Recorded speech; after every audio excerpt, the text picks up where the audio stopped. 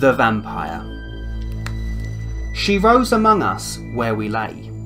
She wept, we put our work away. She chilled our laughter, stilled our play, and spread silence there. And darkness shot across the sky, and once and twice we heard her cry.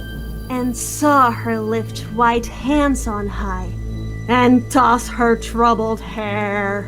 What shape was this who came to us, with basilisk eyes, so ominous? With mouth so sweet, so poisonous, and tortured hands so pale? We saw her wavering to and fro, through dark and wind we saw her go. Yet what her name was did not know, and felt our spirits fail. We tried to turn away, but still, above we heard her sorrow grow. And those that slept they dreamed of ill and dreadful things. Of skies grown red with rending flames, and shuddering hills that cracked their frames. Of twilight vow with wings. And skeletons dancing to a tune, and cries of children stifled soon. And over all a blood-red moon, a dull and nightmare sighs. They left his church to find their way. Yet everywhere they met her gaze, her fixed and burning eyes. Who are you now? We cried to her. Spirit so strange, so sinister. We felt dead winds above us stir, and in the darkness heard a voice fall, singing, cloying sweet, heavily dropping through that heat. Heavy as honeyed pulses beat, slow word by anguished word.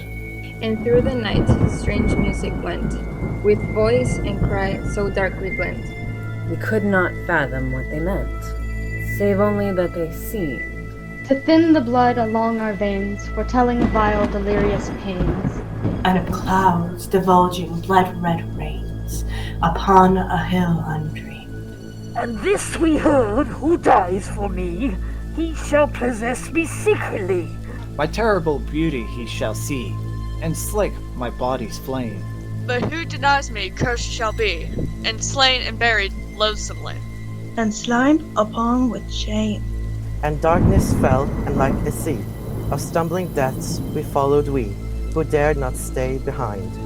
There all night long, beneath a cloud, we rose and fell, we struck and bowed. We were the plowman and the plowed, our eyes were red and blind. And some, they said, had touched her side before she fled us there. And some had taken her to bride, and some leaned down for her and died.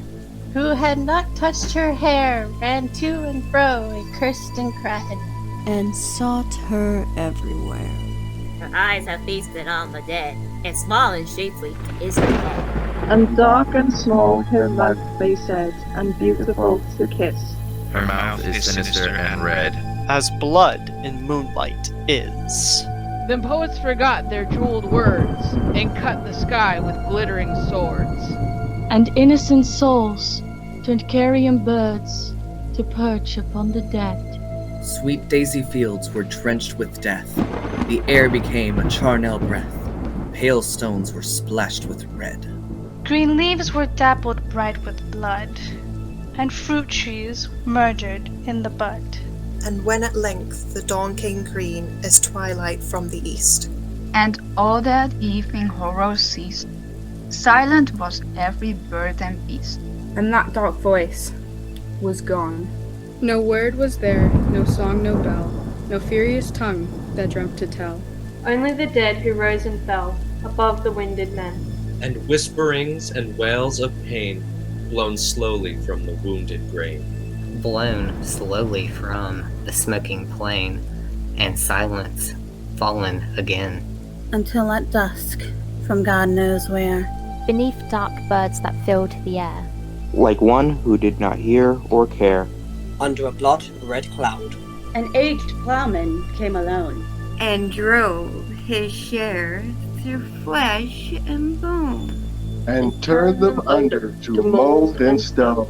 And all night long he plowed.